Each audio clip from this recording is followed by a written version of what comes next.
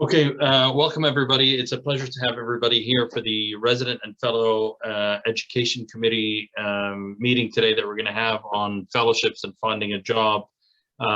It's my pleasure to introduce today. First of all, will be our moderator, who will be Dr. Naomi Sell, who's going to sort of help guide us through this webinar today. But also, you know, this is a special session that we've always done as part of the Resident Fellow Education Committee. And the reason it's special is it really kind of allows us to provide some practical advice to trainees in their quest towards fellowships, but even helping them find jobs and actually give some practical experience that we've brought in some fellows, current fellows, ex-fellows, and you know, people who are sort of seasoned experts can help guide you in this conversation as well.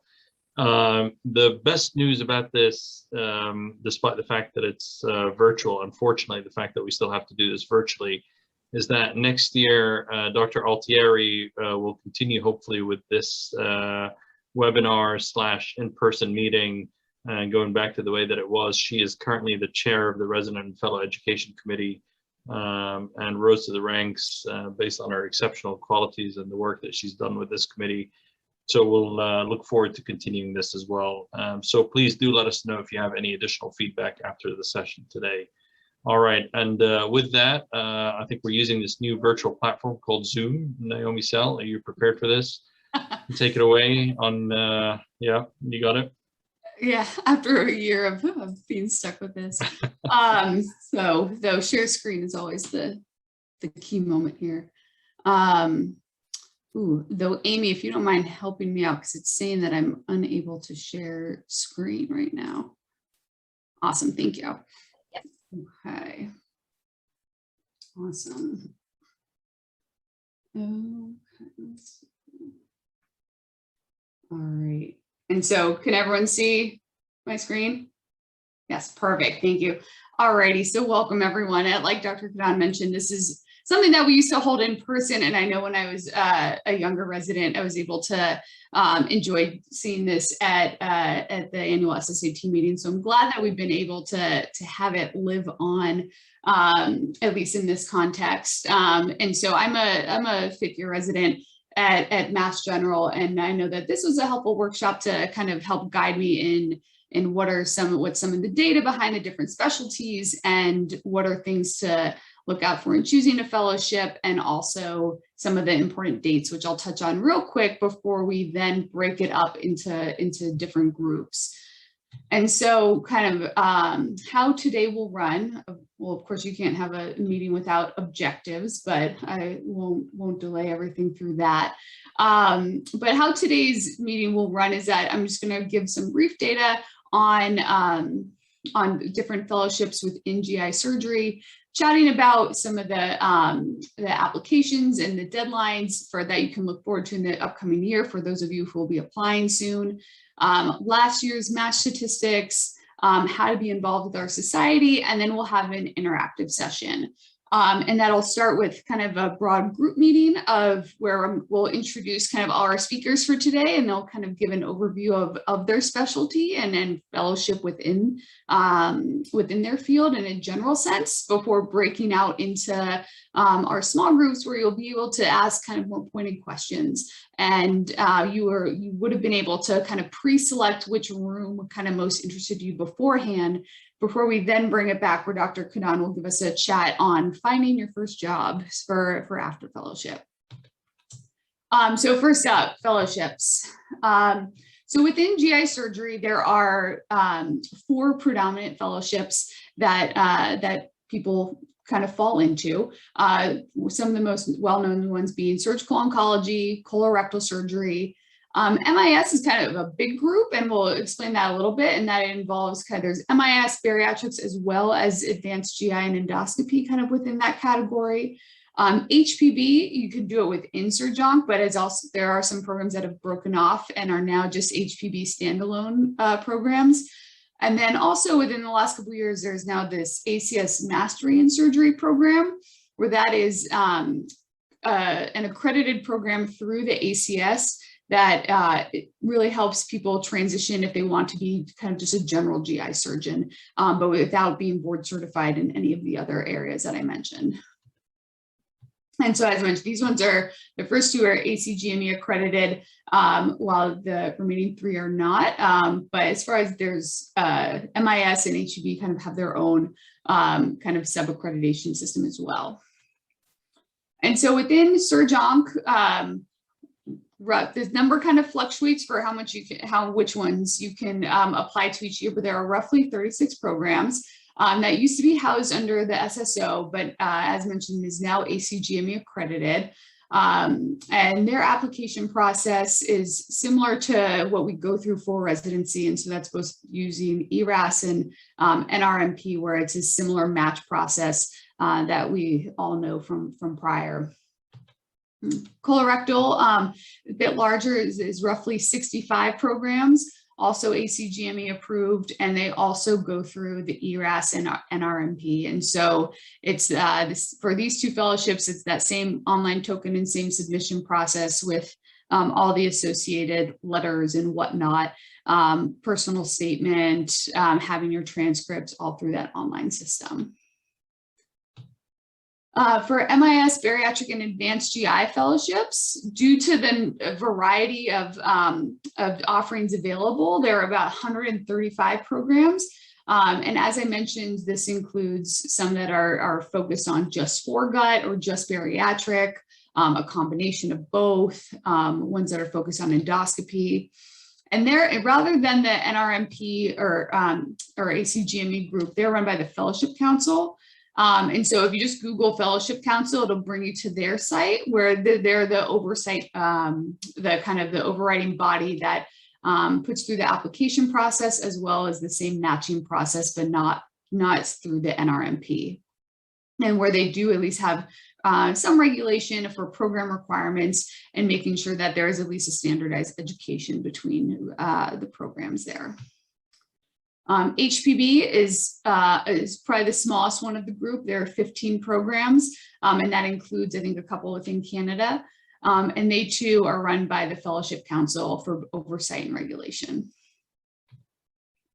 And so kind of in summary, these are the four main ones that we'll be touching on here today, with the number of approximate programs. And so we'll dive into just the application deadline. And so for each of these, SurgeOnc and MIS, you both apply to within your fourth year. The deadlines are, these are for kind of the upcoming year. And so anyone who's interested in SurgeOnc, who's a PGY4 right now, I'm sure is probably actively working on getting their things together for December. And both SurgeOnc and MIS have a June match date then for next year, which would be then starting in 2023. For colorectal, we're actually in the midst of interviews right now. And so I myself am in that cycle, and we find out this year at the end of October. And so for really PGY4s right now who are interested in colorectal, you'll be applying next year's PGY5s with the application deadline being in July, and again, matching in October. And this Mastery of Surgery program is a rolling admission where if you go to the ACS website and look under Mastery in Surgery, they'll talk about the list of programs and where it's a bit more of pairing with the program and a mentorship style of who you'll be joining for that. And just kind of a summary of some of the match statistics, where this is some of the most recent data for last year. Each of the specialties are getting just more competitive as we go along. And so for SurgeOnc of last year, there were 34 programs with 67 spots total, of which they had 90 applicants. And so the match rate for them was 74%, with the match rate favoring US applicants, and that was filling all the spots. Colorectal, as you see, is now getting more competitive even than SurgeOnc, it seems, where the match rate last year was 70%, and that's with 62 programs and 104 spots and 148 applicants. And I've already heard from this year that I think there's like over 200 applicants now for colorectal in this current cycle, with all spots getting filled. And MIS, through the Fellowship Council, there's a 64% match rate. And so you're beating all of us here. The one asterisk on this is that this is not for foreign applicants, does not encapsulate all of it. Canada was a separately reported data of 52% with a 92% filling rate. And so, but of this, I think for both surgeonc and colorectal, 30% of applicants did match into their first choice, and 50% of applicants got into their top 3. And so resources for some further information about deadlines or to follow up on anything that I posted here, for any details about kind of regulations or what pieces are included within fellowship that you need to master to graduate that.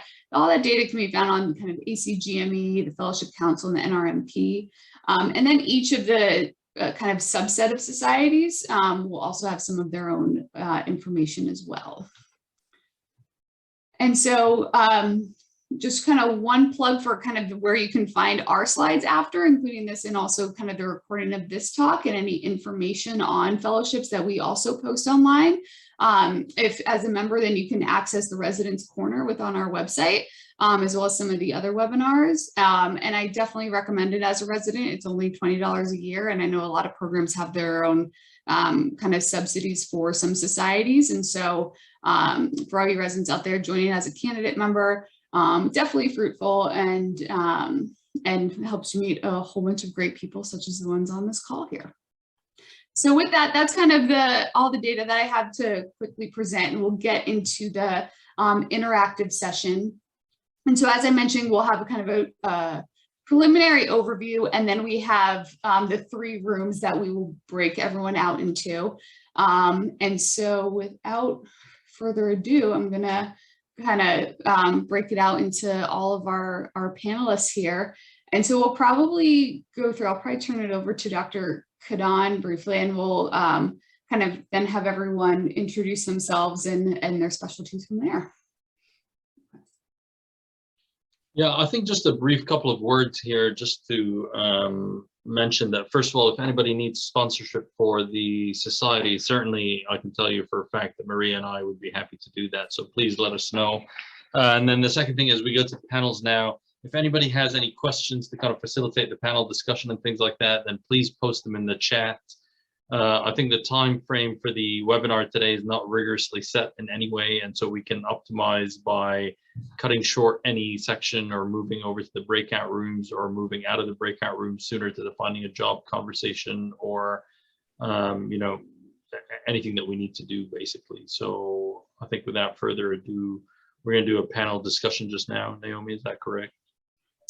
Yes, and so I think we can probably have, I know on Zoom it's always hard to say of who goes, but maybe like we'll have the surgeonc crew say hi and introduce themselves, and then the MIS crew, and followed by the colorectal gang of just saying hi. Yeah. Or I'll let Dr. Qadan call people out. I'm not in a place to call out people. Yeah, why don't we do that? Why don't we start off with, as you said, surgeon? Hi, I can go ahead and start. My name is Thinzar Helmi Lwin. I'm a surgical oncology fellow at the Dana-Farber Cancer Center. And one second. And my surgical oncology fellowship encompasses the Mass General Hospital and the Brigham and Women's Hospital. During the day, the moths spend a lot.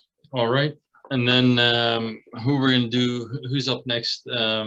If we just did just shout out their names and just go. I mean, we can go in any order here. Naomi, was there any order you wanted to go in? I'm sorry, I wasn't sure of the order there.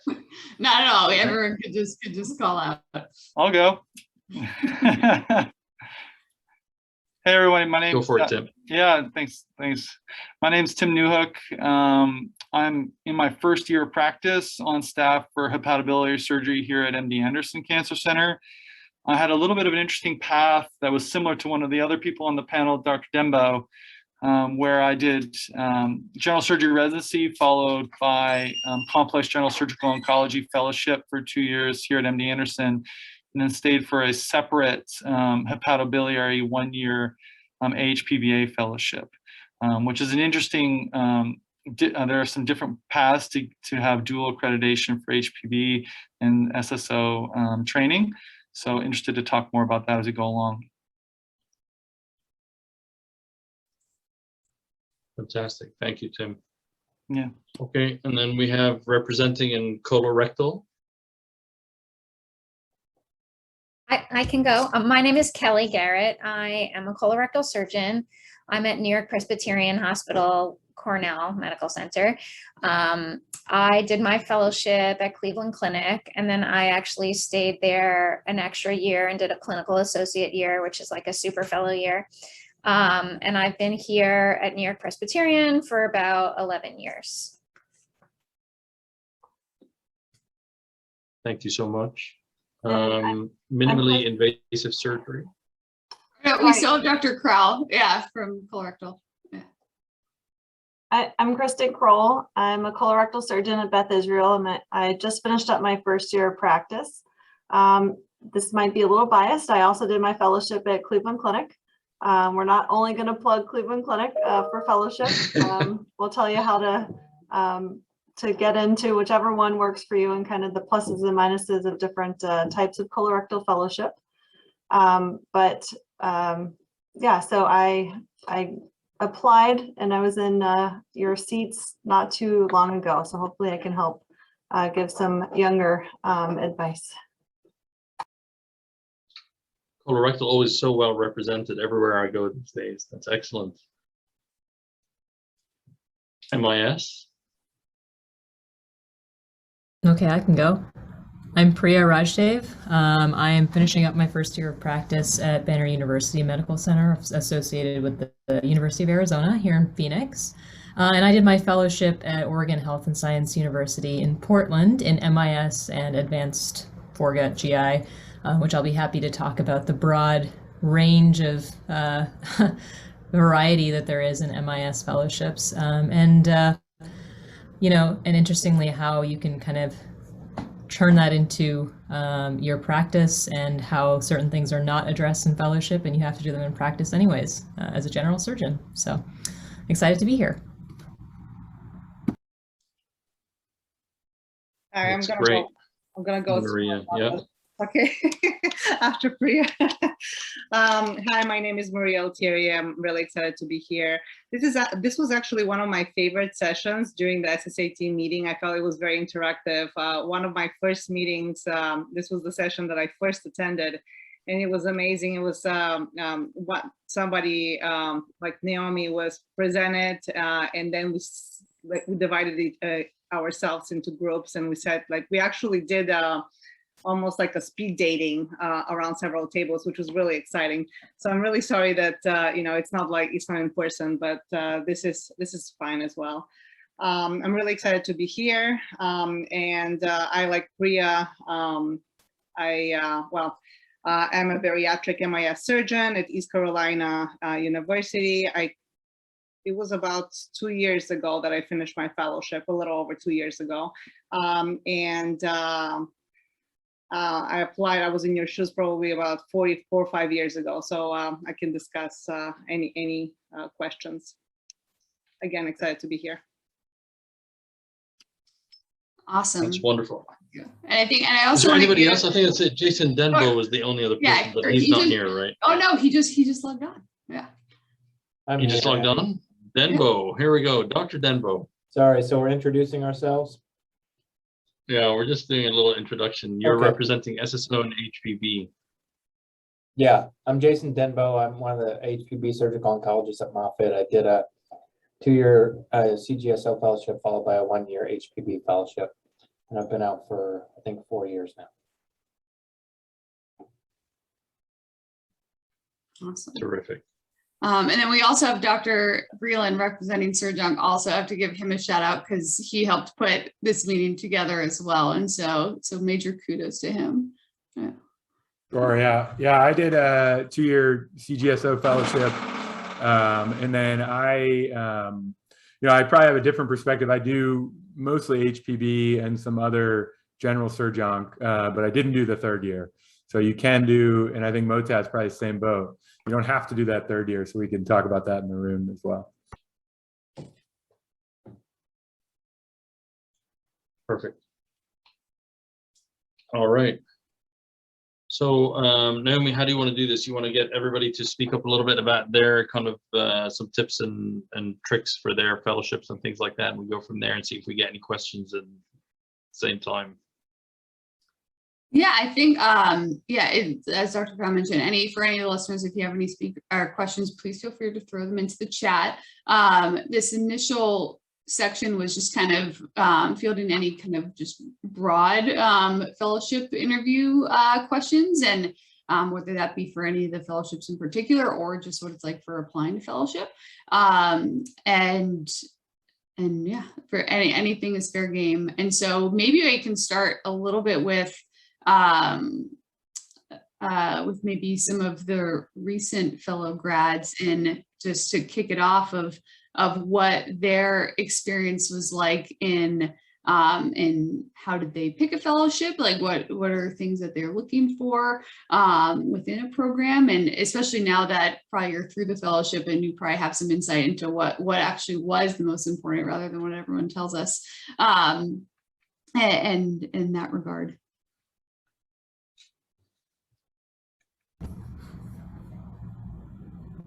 Go ahead. I'll be happy to start. So I actually was interviewing for fellowship, and now we have a fellowship here at Beth Israel. So I've been on both sides, but I still think I remember preparing for interviews and interviewing just like it was yesterday. So I think one big plan that everybody should set out is really review those resources that Naomi had on the slides of dates, and know kind of at the beginning of the year, like exactly how you're going to plan, because I think getting things set up and so you're not rushing and you're not rushing your mentors for letters helps put you at ease, because all of a sudden you're going to blink your eye and months pass because you're on a busy rotation or you're studying for ABSCITE or some things come up. So set out a plan. And I only know the colorectal timeline, but I started planning in January for applications that are due in June or July.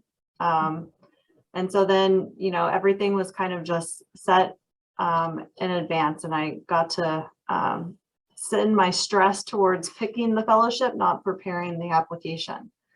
I think some things that everybody should think about before choosing programs is try to figure out what you want out of the fellowship. Every place is going to have a fellowship because they have the ability to train a good surgeon and give you the specialty training that you need. But some things that I looked at were academic versus private practice and what I wanted to get out of that. The types of surgeries you want to focus on. And I think that's pretty relevant for Surg-Onc as well as for colorectal and MIS. Every place is going to have certain areas of their specialty that they are better at than others, and figure out what you want out of your fellowship. If you want to focus on either advanced GI, or if you want to do colorectal, anorectal versus major abdominal surgeries. And then I think really just try to figure out what you want before you start going to the programs. I think that'll help advance your ability to interview and see if they are a right fit for you. As another recent grad, I'll add to that. So as a reminder, I did MIS, and I couldn't agree with you more. I mean, every program is very subtly or radically different. For MIS, I knew that from residency training at Emory, I had a strong hernia background, so I wasn't necessarily looking for that in fellowship. So I focus on foregut. There are people who only want to do, learn robotics, only want to learn straight stick, et cetera, et cetera. So I think the best advice I got was to meet as many people as possible. I wasn't a big meeting person before thinking about fellowship, but then went to some of the big meetings, met people, started to understand what they liked to do, and I would talk to my mentors about who they knew across the country and who I should be meeting. So I'll just keep it short and sweet. That was the best advice I ever got. I would second that. I totally agree with that. I mean, I remember applying for fellowship and asking my mentors to introduce me to people, and definitely, you know, I feel like that helped to get interviews. And then I think it also helped when I went on interviews to like have this already, like have a rapport with people. And I'm the program director here for our fellowship. And I can just say that like, people are always trying to meet me. I feel so special, but like people are always trying to meet me at meetings because when they're interested in the fellowship here. And I, you know, if I meet people at our national meeting, I'm more likely to remember them when they come here for interviews. So I think, you know, networking basically is what we're talking about, is really important. And it's nice to like meet people outside of an interview setting. They can like see that you're a normal person, and that, you know, you know, might have a drink with them and be able just to, you know, talk about other stuff besides fellowship. And I agree with everything that Kristen said. You know, I definitely think you should be organized, because I can just tell you when, like, there's lots of other people that, you know, we used to refer to as gunners in medical school, right? Like the applications open, and on that day, like everyone's submitting their applications, their full applications. And you don't want to be that person that's like, your application is still not complete 3 weeks later with your letters and stuff. So I can just tell you, like a week after applications open, that's when I look at all of the applications. And if things are missing, or like you haven't applied yet, then it's going to be a little difficult to compete with those people that, you know, had everything there on the first day. Can I just follow up with a question on that, just to kind of engage a little bit with that, please, Kelly? But just a quick question. So in some sense, it's great when people are able to meet you in meetings and things like that. Do you think that there's a disadvantage to those who aren't in the meeting, for example? Or is there any issue with that? Do you foresee? Oh, no, I don't think so. No, I just think I think it's helpful to network. And I find it like it's easy to remember people, but no, I don't think there's a disadvantage. Like if you're not meeting people, definitely not. And I just to add to that, I think there's also an advantage for the applicant, right? Because the synopses of these programs that are available online are often, you know, either they're not accurate or they're very bare bones. And so it's helpful to be able to get some insight to say, I would love to be there for a year or two, however long it is. And I can echo that as a current applicant right now, and that I've been able to, at some of my interviews so far, chat with people who I've met at different meetings. And so at Askers and in at SSAT meetings, where we can kind of think back to, oh, that time that we met, and where, yes, I had to be that resident, where I had to get a little brave for a moment and go up and meet that person. But it certainly has now paid off, like 2 or 3 years later after meeting them and being able to chat about instances like that. And Naomi, I think there's a really important comment there by Maria. Yeah, here we go. Yes, getting involved in organizations that you're interested in. And you, for example, SMBS, if you're interested in bariatrics, SSAT SAGES, if you're interested in MIS and advanced endoscopy, HPV, etc. I mean, it's important to get involved and meet people that way. If you're in a committee, you talk to people, you get involved in a project, you actually contribute to the project and do a great job. People are going to remember you. So I think that's a very important thing. Something else I wanted to just add to is talk to the fellows. I know that, like, for example, for our fellowship, there's such a variety, like diversity in terms of, like, you know, some of them actually do a little bit of HPV, do a little bit of colorectal, even though they're advanced GI. So talking to the fellows, getting some idea of what the fellowship is like, the call system, whether there's ACS call, how happy they are, where they're going. Like if you're interested in academics, for example, are the people that are graduating this fellowship getting academic positions versus, you know, going to community hospital? That says a lot. So position yourself in a way that if this is what you're imagining your future to be like, the fellowship actually helps you out to get to your goal. So I think that's very important. And then mentorship as well, extremely important. For, at least that's how I felt. That was one of the things that I was looking for in residency and fellowship, just because of how helpful it was in residency. But mentorship might will be great. So with that, I'll just stop and let somebody else also. May I just echo some of that? This is Tim Newhook. Sorry. I think it's a critical thing that they mentioned about getting involved in societies, and even if you're early on in your training, multiple societies are good to try and see what the community is that you're thinking about joining, and if that's something that inspires you. So, for example, my mentor at the University of Virginia took me to the HPVA starting from my intern year, and that's what really got me inspired to do what I do every day.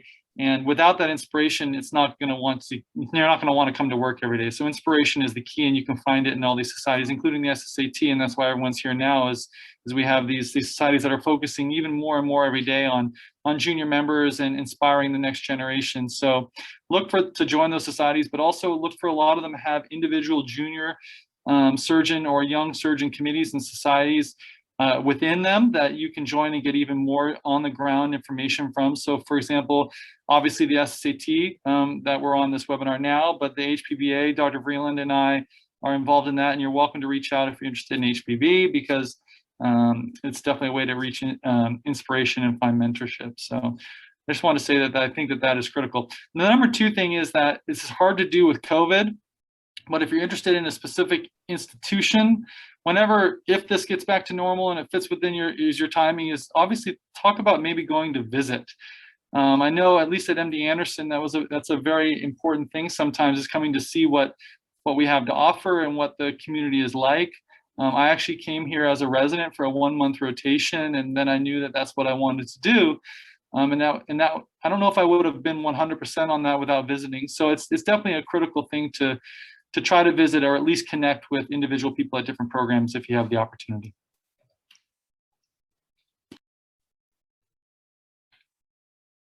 Yeah, I think this is all excellent advice. By the way, just as we're continuing here with the panel, we were just talking sort of within the administration here. I think we're going to continue with the panel instead of the breakout rooms. And so, if there is no objection from any of the participants, just pretend like, we're going to move into the breakout rooms, ask any questions that you would hear. The reason for that is obviously this is also a recorded resource, and we'd like to continue to have all these comments available in this sort of incredible amount of knowledge and wisdom coming through to continue to be shared as a webinar that we will have available to others to view at a later time as well. So please go ahead and ask any of your breakout room questions now as well. In the meantime, I think maybe we can turn our attention for a minute here to some of our SSO HPV folks, especially with some commentary on HPV within SSO. These were always sort of separate fellowships, but in the past, you could historically apply to both through the same application. And then at one point, you could even rank the same. You could even rank the fellowships, both SSO and HPV, on the same rank form.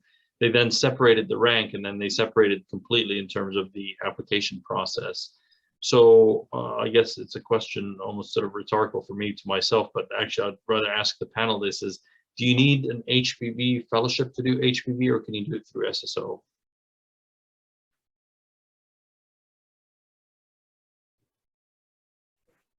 I can talk a little bit about that, and I know, Dr. Qadan, you can do the same thing because you're very different a pathway. Correct me, you did the combined pathway at Memorial, correct? Yes. Yeah, I did. I went in through the SSO route at Memorial. That's correct. And then did the combo thing, correct? Well, at Memorial, we had the combo option that was available in the second year for anybody who wanted to do a dedicated HPV year alone.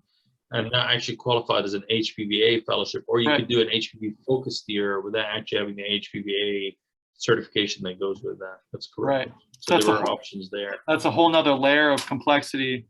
So I can say from my standpoint, that was one of the hardest decisions I ever made, was to decide to go to SSO or an HPV program, because I was just very inspired by HPV. I knew that HPV surgery is what I wanted to do, but then going through residency and having mentors help with my development, realized that a surgical oncology path was a path that made sense for me. So I went through the SSO path. I did not interview at any HPV programs because at the end of the day, I wanted to be a surgical oncologist, and then ended up in MD Anderson, where I knew that I could do an extra year of an HPV fellowship program. So I didn't do what some people do, which is apply to both, at least in the past, and interview at various HPV programs and SSO programs, and then decide which makes sense for them. And they may have a mixed rank list of understanding how they're still doing it that way. But that's what it was when I was interviewing. That can be, I think you really have to talk to your mentors when you do that, because at the end of the day, it's hard to sometimes see what 5 to 10 years afterwards may be with regards to specialty training for HPV versus doing a surgical oncology path. And it also depends on the institutions that you're targeting. So it's hard to say I want to be an HPV surgeon and go to an SSO program that has a lower case mix of HPV compared to some of the others. So at least my recommendation would be, for HPV specific, if you're thinking about going through an SSO program, is to really dig into the experience you'll get with HPV within a surgical oncology paradigm when trying to decide between HPV versus SSO. I think that's critical. Hey, it's Jason Denbo. Sorry, my video is not working. But Tim Newhook and I have similar training path, obviously. I think the thing I would say, I mean, clearly you can do HPV surgery through SurgOnc or through an HPV fellowship. You know, neither way, I mean, either way is fine. I think the decision that Tim was talking about is one that's difficult for some people. And the way I think about it is you kind of just have to break it down whether you really love HPV surgery or you want to be a cancer surgeon. That's the way I think about it. And if there's one that sounds like it resonates with you more than the other, then that's the one you should go with. But obviously you can do both of them. Will prepare you for HPV surgery. Obviously in a SurgOnc fellowship, you do a lot of non-HPV stuff as well. So if you're going to choose that route, you got to be willing to do all the other cancer surgery stuff as well. I'd like to jump in on that talk as somebody who definitely had a difficult time choosing between the two paths, whether HPV or the classic SSO path. And as you can see, I chose the classic SSO path. And part of my decision-making process was the education in surgical oncology and how much of a focus that is in the classic SSO pathway. And looking at the two programs, it helped me decide, because I knew that I wanted the oncologic education along with the procedures. And I also wanted a balance of everything rather than doing big cases all the time. I would have the option of doing other smaller cases as a mix in the future. So looking at what future me would want, that is the mix and the option that I chose rather than the HPV. And so far, I'm really enjoying the experience. And I think some of that, a similar decision can be made, though less kind of dramatic as for HPV and SurgOnc, but even a little bit with colorectal, and that I had to play in my mind of do I want to do a SurgOnc route of getting to colorectal, which is probably now the less traditional way, but people can still do it, where you can do SurgOnc, but then really focus on just the cancer side of operating on the colon. And we certainly have surgeons at MGH that do that, versus going now the more formalized colorectal path. And for me, it was the realization that I love operating on IBD as well. And so then I really wanted the full spectrum of IBD cancer, like all the pathologies within that. But there is also a route for if you can't decide that and you think you just want to do that, you want to do more cancer. There are different ends to similar paths, but with certainly different focuses of your training, and one of preferential to the other, though I'm sure that the actual colorectal surgeons on here can certainly speak more as to as the additional benefits that you get with colorectal training, and that's usually what swings us over to that side rather than surg-onc. So as we continue the panel discussions, I'd like to put everybody on the spot a little bit, and as they talk about their fellowships, and just sort of a question off the cuff here. What advice did you get was the most important thing to have on your CV in terms of being drafted for your fellowship as a top pick? Maybe if we could go across all the fellowships and do that.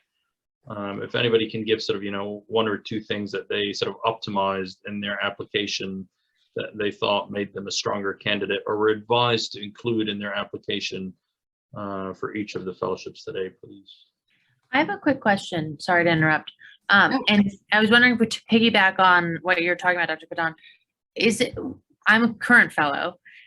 Would people be willing to also talk about like how they improve their CV or change their CV when they were then looking for jobs? I don't know if either we can talk about it later, or if it makes sense for time's sake to talk about it, kind of piggybacking on this question. Like, what are the considerations for both applying for fellowship and then the next step? If that makes sense. Yeah, we certainly can and should. I think that's reasonable to do that. I am going to touch briefly on that in the finding a job talk, but certainly I think that would be very helpful as well. So absolutely, please. I'm happy to chime in on what you're asking about. I think first of all, that question needs to be taken into context of what your goals of fellowship training are. Clearly, depending on what your specialty is, there are different types of fellowships that can prepare you for the type of job you want, right? So clearly, if you want to be a surgeon scientist, for example, within SSO or HPV, which is the only thing I've experience in, your CV recommendations are going to be very different than if your goal is to serve in a more of a community practice, which is another great field, but it's a very different path that you're getting yourself ready for. So again, I would say talk to your mentors, number one. Number two, I think that in general, when looking at candidates and having recently been one, I think my personal feeling is that it's really important to be a well-rounded individual. And I think that is showing an interest in both the science and the clinical care of the patients that you're striving to take care of. And that can mean a bunch of different things, whether it's leadership in societies that you have access to, whether it's research, if you want that to be a large component of your practice, but also excelling in the care of those patients at your home institution and having your mentors vouch for that, if you will. So again, as I said, it's inspiration. If you found that sort of inspiration, it definitely shines through on your CV. But again, it also depends on what your future path you're trying to go on is. So for me, it was being involved in research and taking a leadership role in HPV to the best that I could, because that's what really floated my boat, so to speak. So I think that there wasn't one thing that had to be on there. But again, I think it depends on the path that you want to take. Just a quick concrete thing too. Tim, I know you mentioned this earlier, but I think Dr. Grubbs, a PD at Anderson and one of the former research fellows, they published a paper on SSO matching, and the strongest predictor was actually visiting the institution as a resident. So if you spend a month rotating at the institution, that is a very strong predictor for matching there. So, I think that it probably goes both ways, that you're probably already really interested in the program if you take the time to do that. But I do think that makes a big difference if you have that opportunity. And if you can't do a full rotation, doing your best to try to visit, or, again, if you can meet those people at meetings, as was previously mentioned. But I think having a relationship beyond just a standard application is probably something concrete that you can do, because the reality is that top programs, everybody's going to have a good application. So some of it comes down to what separates you from everybody else. Yeah, and I did mention that. I'll just reiterate, that's difficult to do during COVID. But again, that doesn't mean that you can't reach out to programs you're interested in. And I think we're all going to have to find a way in the future here to try to integrate that type of experience to sort of pseudo visit our programs to learn about it, because it is critical if you can't visit to try to find that information. But it goes both ways too. I mean, it's not like you have to visit MD Anderson or Memorial Sloan Kettering to match there, because the reason why you match there is because you went there and you're interested. So it's a two-way street. And I think obviously it's just part of getting information and getting your name and face out there. So when you do show up with say, here, now you get to see who I am on paper. Now we get to have an interview. They already know kind of what makes you tick in the hospital. So that's how I got here. And that's certainly maybe the if I hard can part of direct this question specifically to Kelly Garrett as well. I'm sorry to interrupt, but I would be interested from a program director's perspective. Is there anything specifically that you really need to see on the CV? Publications? Well, I feel like it's so hard to go through everyone's application, and it's hard to come up with a way to only interview a certain amount of people, right? I always feel like it's kind of silly to look at your USMLE scores because you're just so far away from taking step one. I think if you're coming to an academic program, like ours is an academic program, I do look at the papers that people write, just because I think that seems appropriate. Like if you're focused on being a surgeon scientist, you'll obviously have published papers. And so I think that, I don't think it's the most important thing, but I do look at that.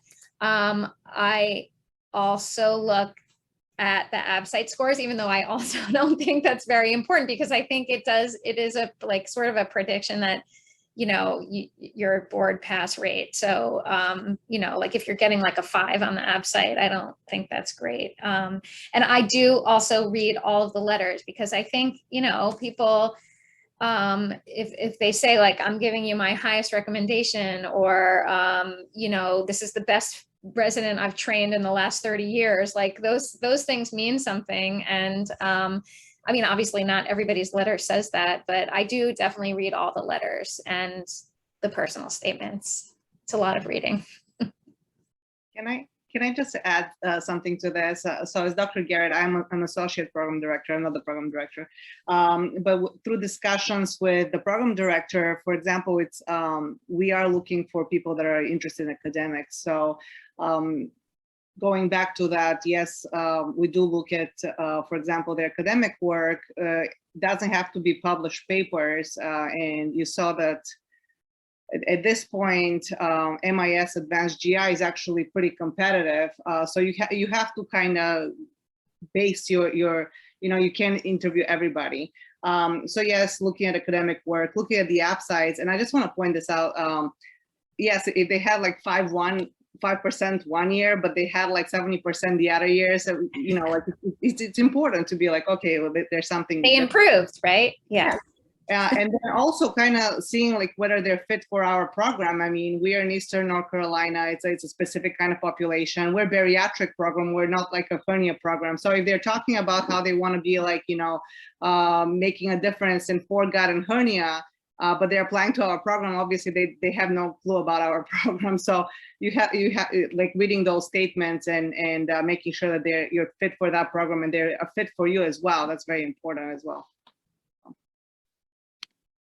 I'd like to add to that. So I definitely think some research is probably going to be good for everybody, regardless of what fellowship or what job you want to go into. But I think following through, if you have 7 abstracts that you've submitted to meetings and have never published a paper, then I think that doesn't show that you can follow through and complete your work. So I think if you're looking at your CV and you're like, how can I improve it? You can go further with one of the research projects you've already done rather than add more. I think that is something that could help you if you're looking and you're like, how can I improve my CV? And also, I think if you're planning to apply for fellowship, get your CV ready. Not that I'm always on time and always a planner, but I think you should plan and have somebody look at your CV once you start thinking of what you're going to go into, so they can help tweak it and make sure that everything that you're doing is on there. So in residency, I had a piece of, I had like a Word document on my computer that I would just add, you know, things that I was doing into, so I didn't forget it. And then I added it to the CV later. But definitely put in, if you're on committees within your residency or in the hospital, because that can, you know, show that you're well-rounded too, rather than just focusing on the research aspect. I think it all really like comes back to having a good mentor, somebody who can, you know, put you in the direction of where you want to go. Because you might be, you know, there's so many programs and you might be applying to ones that, you know, aren't right for you. And so, and then your mentor also like can, like Kristen's saying, is like, look at your CV and tell you what you need to fix, or, you know, what you should add. Maybe you forgot something. And then also somebody to vouch for you, write a good letter. And then when it comes to time, you know, closer to match day, to reach out to your #1 choice program and say, hey, like this, you know, I'm interested in this program, and they'll make a good fellow. They're, you know, they'll work hard for you, like someone who's there, who's gonna vouch for you, basically. So I think having a good mentor is just a great way to start the whole application to fellowship process. That's great. And so just in order to kind of stay roughly within the time frame, let me just ask one more question. And I know this is a question we get from candidates all the time. But just before that, let me just summarize very quickly. I mean, I think you mentioned some, like the group mentioned some very important things here. It sounds like the letters of recommendation are something that are very important. They come across a lot. We know that we value those a lot for residency, and I think the same applies for fellowship. The other thing that came up is not necessarily publications, but in general, something that resembles a fit into the field that you're going into. If it's academic surgery, then publications do make sense. If it's a surgeon scientist job, then the lab work, the funding, the intent, and things like that does make sense. But overall, knowing your program that you're applying to is really important, and sort of the specific area that they specialize in. I think we're all pretty clear that AppSite is important. It's not the most important, but it certainly helps form the composite score, if you like. Having single-digit scores repeatedly is probably a thing of the past, maybe something that we shouldn't be aiming to accomplish, because we're proud of the fact that we do a lot of cases, but actually trying to achieve a reasonable score seems like something that makes a little bit of sense nowadays as well. And it'd be fair to say that programs do look at that.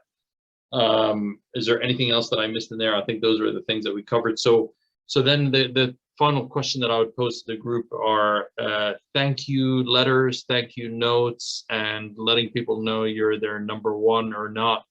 And does that infer, if you're not saying you're #1, that you're #2 or #3? Does anybody have any strong feelings about that, or can share any advice with candidates about that common question that we get?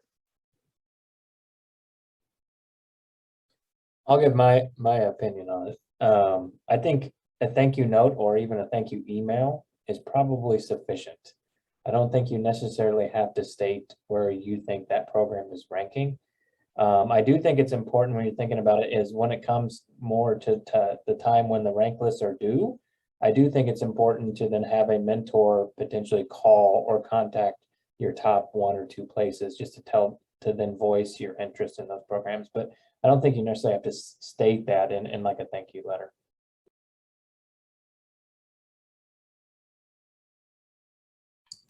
Does anybody hold the opposite view? Yeah. I think you should write thank you. I think you should write thank you letters. I think it's just the right thing to do.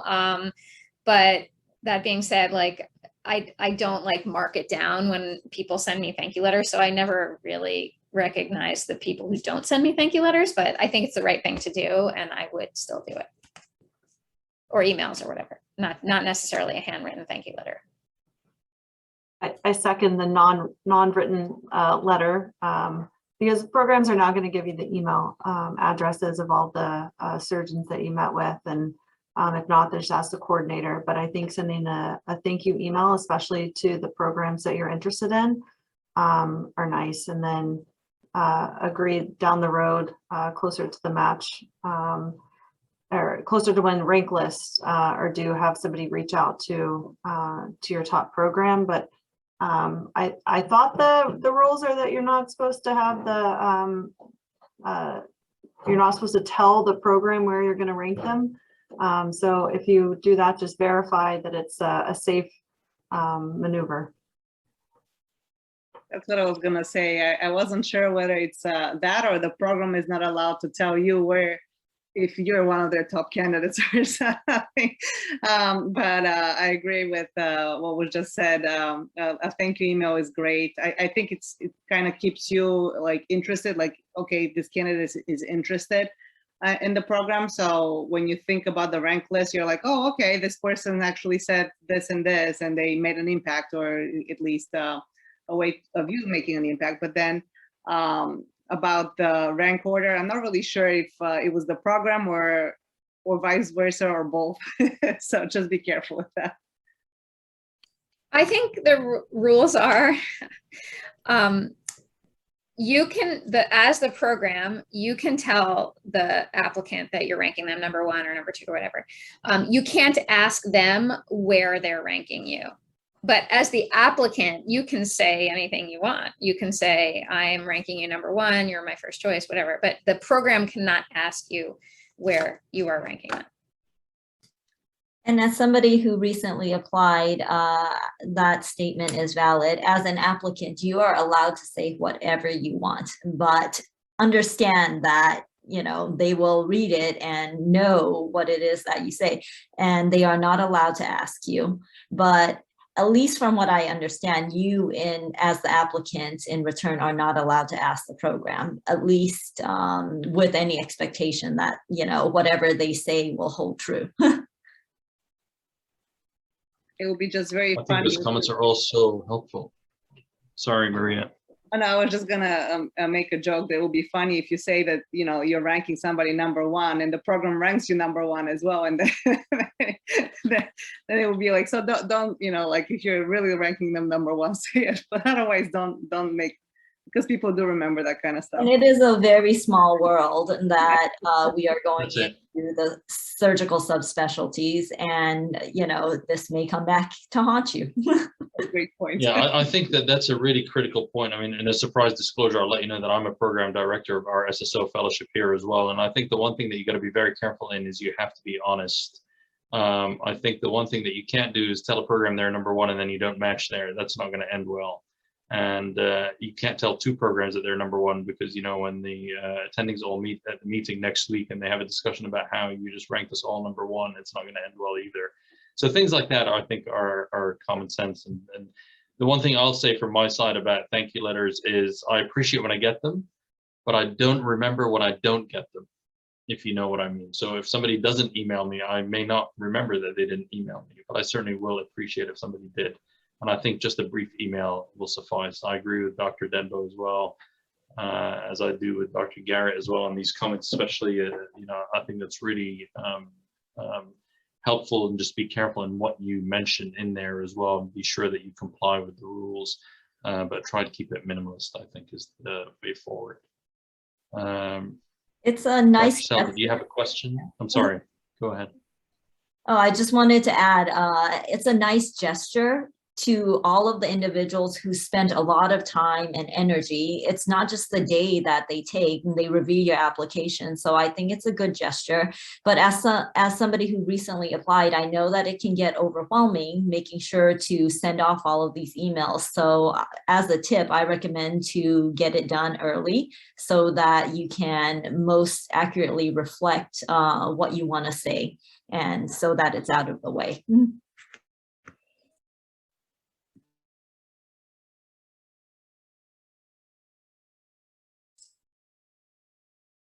All right. And so with that, for time, unless anyone has kind of any other questions, then maybe this was kind of around the time point that we were going to have Dr. Qadan chat with us specifically about job finding and from his standpoint. And really we can take anyone's point of view on that too, from the panelists too, of any insight they have. But Unless there's any other questions. Maybe we can... I'm just going to add one thing to Oh, our yeah. prior discussion about, you know, how to work up your CV, both for jobs and for fellowship.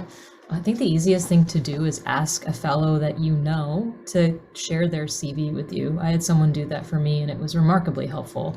He's a very different applicant than I am, but it still helped me understand. I think the second thing is not to underestimate the value of what you're doing locally in your residency program itself. I think meetings are great, national involvement is great, but I had multiple program directors tell me that they appreciated that the follow through with the kind of involvement I had in my own residency program, and that came through in letters as well. So not all of us had the luxury of traveling or of taking a month away from our program, unfortunately, if we're short strapped. So there's a lot to be said for that.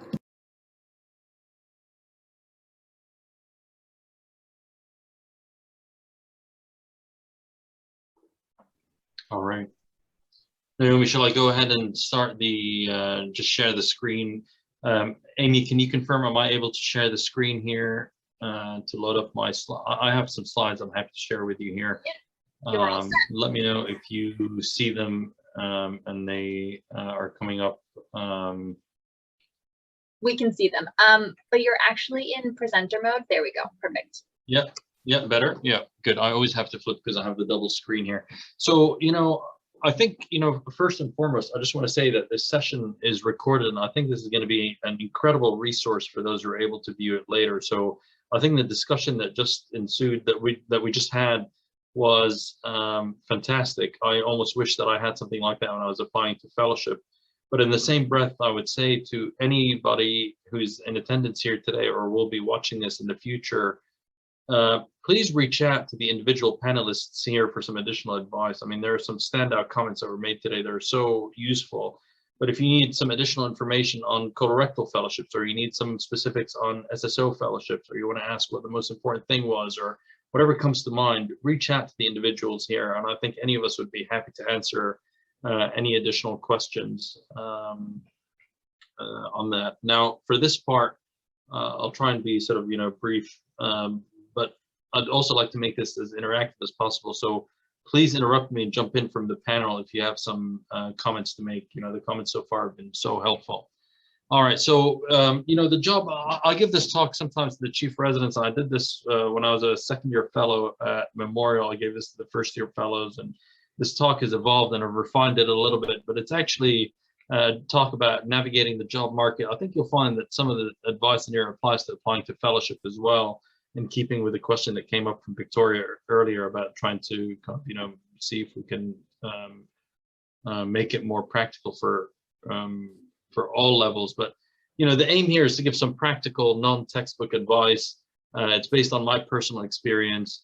It's relatively recent now. I'm in my 6th year of practice. It's amazing how much time goes by very quickly, but I think it still applies. And I always say it's useful to start thinking about this stuff early. There are some basic rules of engagement for finding a job and negotiating. And so this is only meant to serve as a guide.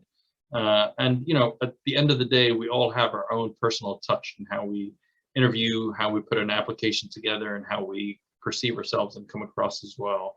But ultimately, and I think this came across as well a little bit already, is success depends on individual motivation and courage. So you do have to be motivated to get a job. You do have to be motivated to match in fellowship. And courage, only because going up to people and introducing yourself is not all that easy in meetings. Well, number one, because meetings aren't happening in person a lot. But number two, even when they were, it's not that easy to go up and say, hey, my name is so-and-so, and I'll be looking for a job in HPV surgery. Will you hire me?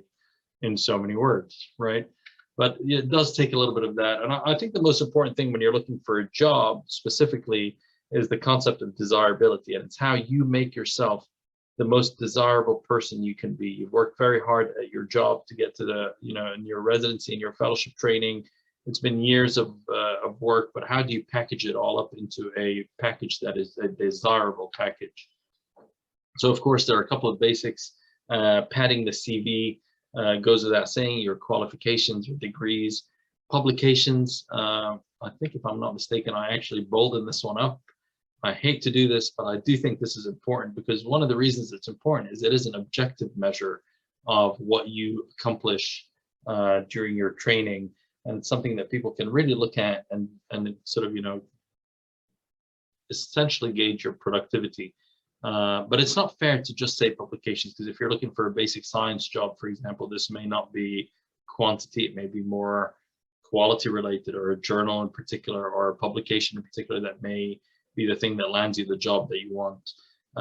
Presentations, extramural funding, joining societies and contributing, doing well in exams, and then any leadership roles that need to be highlighted in your CV. But I think one of the most important things, and this is where it gets a little bit more complex, is identity. And so what do I mean by identity when you're looking for a job? I think this is the hardest thing, is basically who you are, what it is that you bring to the table, and how you define yourself. And I always tell people, especially residents, start thinking about this early. This is critical because you don't develop your identity overnight, and you need to be thinking about this as early as you can. Do you want to be a clinician versus a researcher? Do you want to be an academic versus a private practice surgeon? Do you want to do translational versus basic science versus outcomes research? And the better you define yourself, the more you'll know what you're looking for and what to ask for, because at the end of the day, right, nobody can define the ideal job for you. Only you can do that. So if you had a magic job, magic wand, what would your ideal job look like? That is really pretty sophisticated to think about, because nobody really knows what their ideal job looks like until they start thinking about it more and more. And that also evolves and changes over time. So I just can't encourage people enough to think about this early. The one thing I will say is there's almost nothing worse than somebody coming in for a job interview. And we're not even talking fellowship, but even applies to fellowship, and saying things like, I want to do HPV surgery, and I want to be busy clinically, and I want to have a lab, and I want to do outcomes research, and I want to do some translational stuff, and I want to teach, and oh, by the way, I also want to have a family. That's basically not a sort of a well thought out plan, and is unrealistic in this day and age. So this is where you kind of start to focus in a little bit. In terms of specific application advice, the aim is to be in a job sometime after the end of July. I always tell people before applying for your job and when building your job is to sort of consider taking some time off, because it's probably the last time that you could have a real sort of meaningful spread of vacation before you start. Now, in terms of how to get into jobs, so usually, traditionally, August, September is the advice that I give people, to send out some cold letters to probe interest. Now, a lot of places don't know what they're looking for by August or September, but people start thinking. But it's good to get your name out there that you're looking for a job. So for some people, that'll be in your first year of your fellowship. If it's a one-year fellowship, but in two-year fellowships, that'll be the second year of your fellowship in August or September. And again, the only reason for this is to let the world know that you're out there, and to have them start thinking about what they may need in terms of their divisions and sections and things like that. And so I would recommend writing a cold letter at this point. Now, I know that not everybody sort of, ascribes to the cold letter phenomenon, but I think it works. At least in some instances it may, and there's little to lose from doing so. The letter needs to be precise. You describe your current position, what you're looking for, what you have done to be qualified for this position, and what makes you unique. Now, historically, the good thing about sending out a letter in August, September is you would offer to meet people at the ACS Clinical Congress, because a lot of people go to that meeting, and you would ask if they're available. You could meet them for a 10-15 minute slot for a coffee or something like that. I remember when I applied for jobs, it was in 2015, and I actually had 6 or 7 meetings lined up for the Clinical Congress. Of course, things are different when things are virtual, but hopefully soon enough we'll be back to in-person as well. It's a great networking meeting for that reason, the ACS meeting especially, I will say, and it's well attended. Now, it's okay, a lot of letters are sent and ignored, but what I would say to add to that letter to strengthen it is maybe a letter from your mentor, your strongest supporter, who you can think of, who could then follow up your letter with an additional letter saying, by the way, you may have just received a letter from so-and-so person, so that you can go and pull it out of the trash can and be like, oh yeah, I remember, let me go back and check this one out. Maybe this person was worthwhile. This sounds like a great supportive letter. And so I don't know how many programs you would send it to. I would say probably somewhere in the region of 10, 15, maybe even 20 programs, but maybe asking your mentor to send it to 5 or 10 of those programs as a supporting letter. And again, always think about what you bring to the table. Always think about identity and so on. I don't plan to get too much into interviews today because I think that this is sort of something that, you know, once you get there, and I'd be happy to talk more to people about that. But in general, most jobs will require 2 interviews, occasionally 3, and it's rare for interviews to occur before November.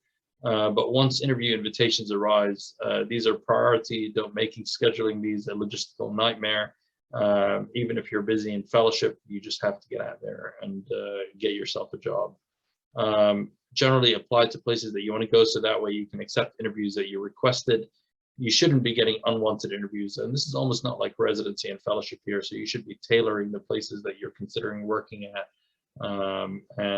As such, if you're getting an invitation for an interview, you should be interested in being there. And then, you know, if you're lucky enough to get multiple interviews, I feel that you'll learn something new at every interview and improve as the interview season progresses.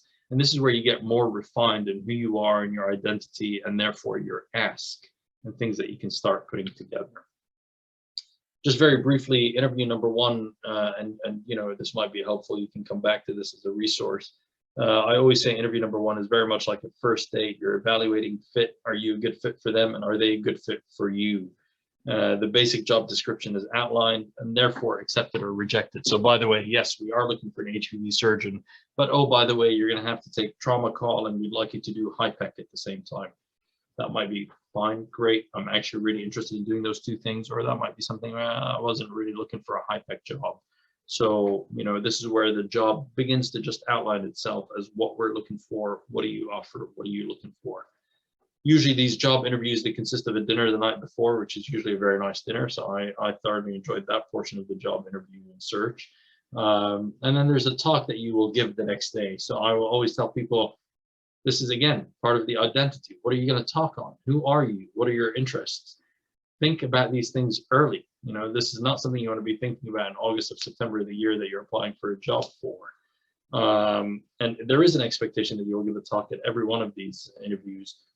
And then this is an opportunity usually for you to ask many questions in this interview. Now, don't forget, you've spent a lot of hard work on your career. This is the time to figure out more about this job.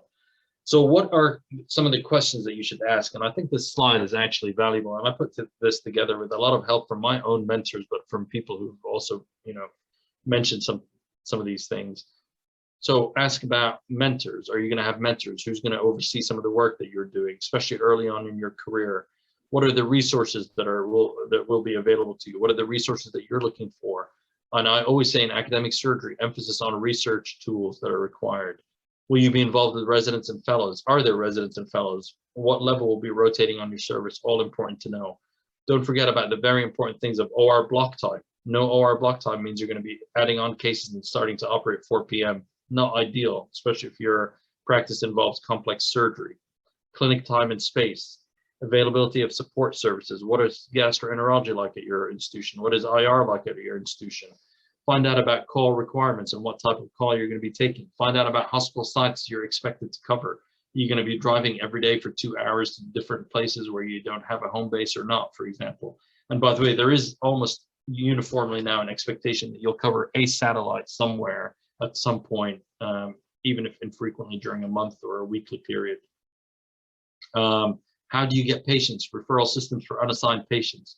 Questions about locations and opportunities for your spouse and your family, and then administrative support that you will have at the institution. And administrative support is critical. As you know, it can make or break your practice, especially as you're building it early on.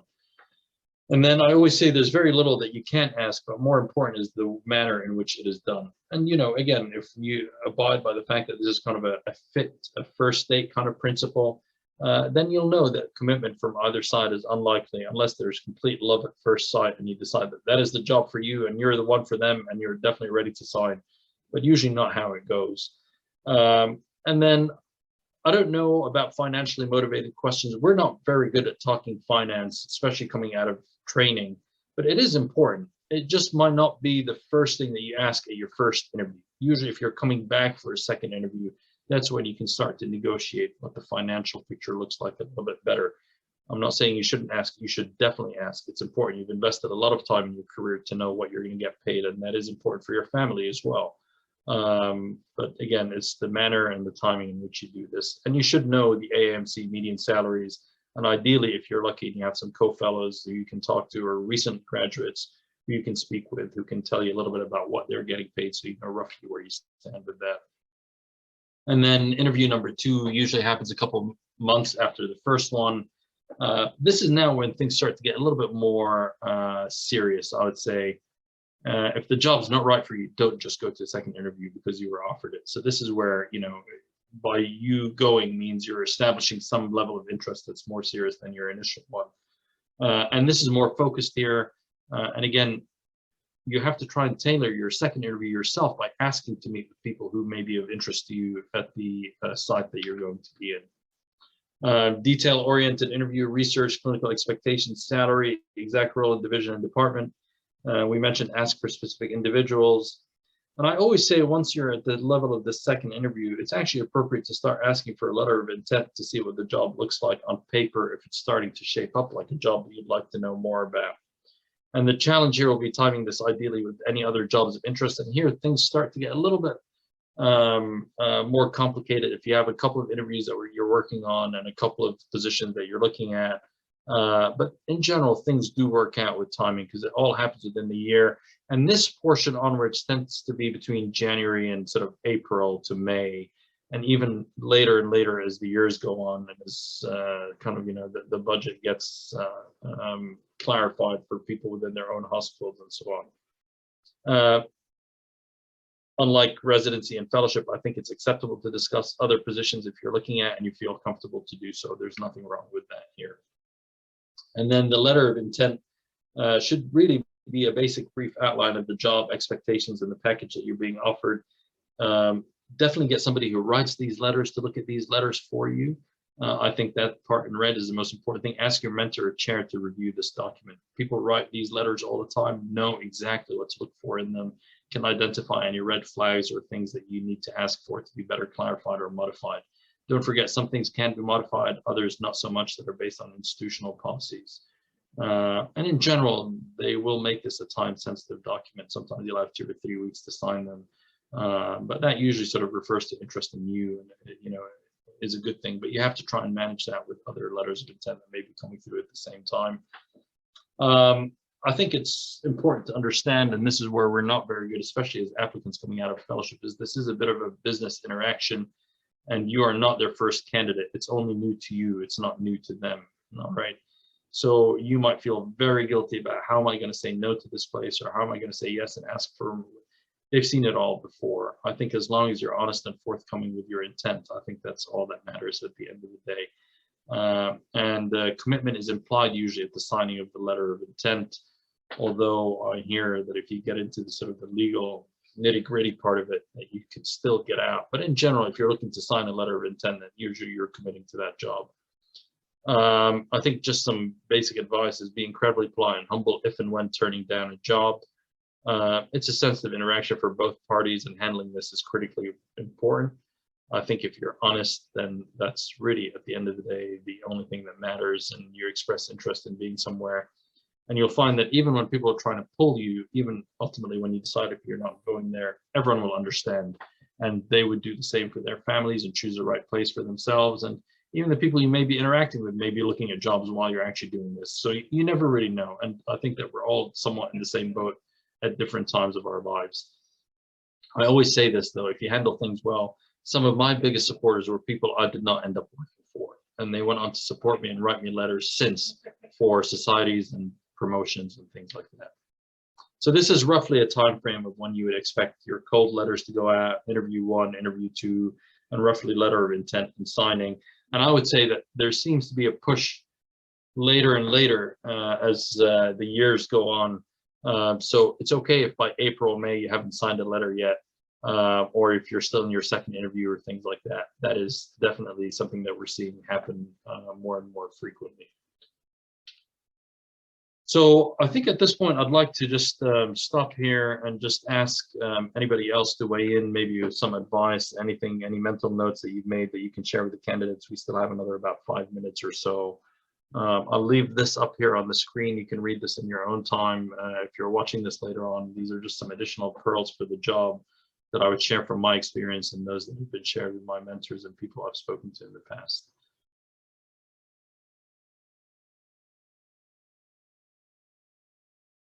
So anybody else from the panel who'd like to weigh in? I would just say, as far as jobs are availability is concerned, I would say like this past year has been very different than it's been in the past. So I think I would sort of add on to what you said about, like, in your first couple of slides, like, don't interview at a job that you might not necessarily want. But I would say, like, in this past year, my advice would change as to not be that picky, maybe. Because one of our fellows from last year had a lot of trouble getting a job. And I don't know if it was because he was looking for something particular or being too picky, but it was very difficult for him to get a job. And then the other thing I would say, if this is pearls for the job, meaning like pearls for your first year in practice, I would say, like, actually for colorectal, there's a fellow's career course, which is super helpful, I think, and I wish it was available when I was a fellow. So there's every year, it's through Case Western and Cleveland Clinic. They have a career course for fellows where they invite people that are established in practice, also sometimes like one or two people that are in their first year of practice, and they just go through, you know, tips and tricks for your first year or two in practice, and it's really great. But I would just add, for pearls for your first year in practice, is just try to say yes to everything. That's it. And Yeah, I introduce completely yourself. agree. This was pearls for first year. This is exactly right, and I completely agree with saying yes to everything in the first year. Introduce yourself to everybody, you know, say yes to everything. I just wanted to add, Motaz, this was a great presentation. Thank you so much for doing this. Very invaluable advice. I just wanted to build up. I don't know if, as Dr. Garrett mentioned, there is this course by the Cleveland Clinic. I think it might be combined now, because there's usually one that is MIS, bariatrics, like all the like the advanced GI. I don't know if it's combined or it's separate. I'm not really sure, but there's one also for advanced GI MIS, which I think it's great as well. I think the first year that they did it was 2018, and they've been doing it, like, I think they didn't do it last year, and then they're going to do it this year. So I highly recommend that for anybody who's a current fellow there. Something else I wanted to add was that sometimes jobs are not listed. So having those mentors in fellowship that are plugged in and know about, oh, there's this job at this institution that will be perfect for you, that's also invaluable. So mentorship is, I can't highlight it more.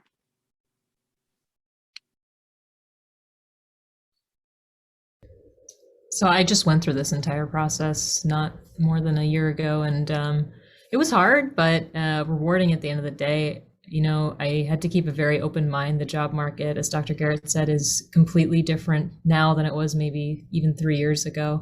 I asked fellows that I knew for their cold letters, modeled it after that. I had mentors look at those. And then throughout the entire process, just as Dr. Qadan said, the people who I didn't end up working with are actually people are now sort of mentors from afar. So I think keeping an open mind about not just strict academic, but there's a lot of hybrid jobs out there right now. And I think there's a trend for larger hospital systems, including academic ones, to actually be buying up satellites. So you may exclusively be at a satellite in charge of developing a department there. I had two sort of prospects with jobs like that, and my current position is similar to that. So it's a different playing field right now, and it's kind of exciting. Would we be able to talk about networking and making connections and interviewing now more in this virtual sort of environment, and tips and tricks on trying to optimize that for our listeners?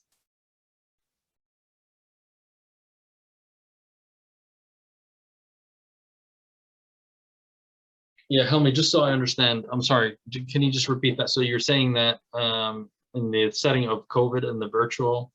Yeah, now that meetings are more in a virtual sort of platform, and this is the time that people should be networking and really trying to get out there and meet people. Do you have any tips and tricks on that? I know this is something that's unique to the past year and a half, but I think it's something worth just discussing.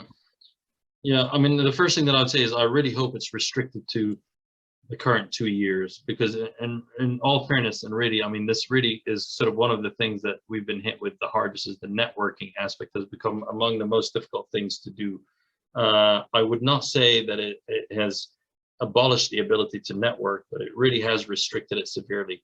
So I would say because of that, to me, things like reaching out with letters and emails and cold letters has become even more important now than ever before. I do remember at one point somebody had reached out to me saying, we don't believe in cold letters. And I totally respect that, and I get that. And this is why I say that there's little downside. If somebody doesn't, they'll just throw your letter away. But I think in the era of lack of in-person meetings, I think this is possibly the only way to establish initial contact nowadays. It's hard to run into people in in-person meetings that are very restricted at this point. I don't know if anybody else has a different viewpoint.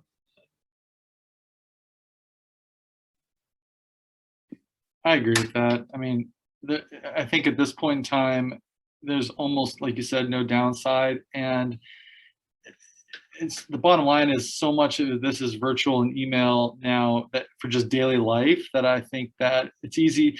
You know, what you want to do is make sure that you introduce why you're emailing, and you can use a little bit of personality. I think, you know, if I were to be doing this now, luckily, you know, my situation was a little bit weird because of COVID, but if you were to send an email, it'd be a very interesting way to send it, you know, to say like, I wish we could meet in person, but because we can't, you know, blah, blah, blah, rather than just being like, hi, my name is Tim, I'd like to talk to you about a job. You know, you clearly, the more flair you put there, the more interest somebody's going to have in reading it and giving you a call and catching up with you. But I think, unfortunately, just the way it is right now, I think the only way to start is that, you know, I think it's the safest way. There's no downside.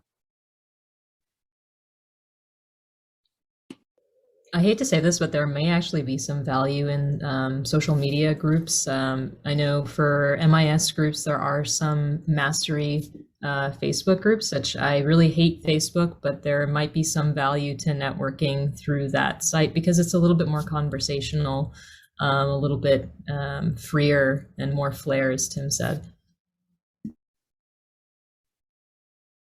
I couldn't agree more about the social media aspect, as maybe somebody who is a little too much on social media, but I think that is a very valuable comment, and I do think that any avenue to network is a good avenue at this point. So that's an additional avenue. Totally agree with that. Also come from someone who's on there a lot. I just think that that's a way to have your personality kind of show up. And if you're a conversational type person, social media or email or whatever it is, you're going to be able to do it. So I don't know. I think that's, you got to use every tool, even if it weren't for COVID, use every tool at your advantage to try to network and meet people.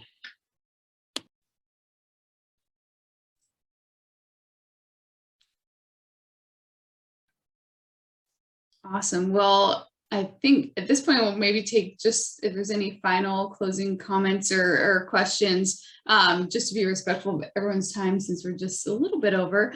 But I just love to say thank you to everyone, especially all our participants here, thank you all for joining. This was absolutely fantastic. And I really think that there was a lot of insight from all of you, both in the job finding process, the fellowship application process, and the likes. And so thank you for taking the time out of your busy day to come be a part of this. And I know the recording will be available for many more listeners. And I think this will be a great asset for all of them. So. I would just add to that, please reach out if you have any questions at all. We're all available to talk further. And if you're interested in any of the places that we've been or are currently, absolutely use social media or email or whatever to get in touch. We're always there. Please do. All righty. Great. So I think we'll close with that. Thank you, everyone. Appreciate it. Everybody. Thank you very much, everyone. Thank you. Thank you. Bye. Bye-bye.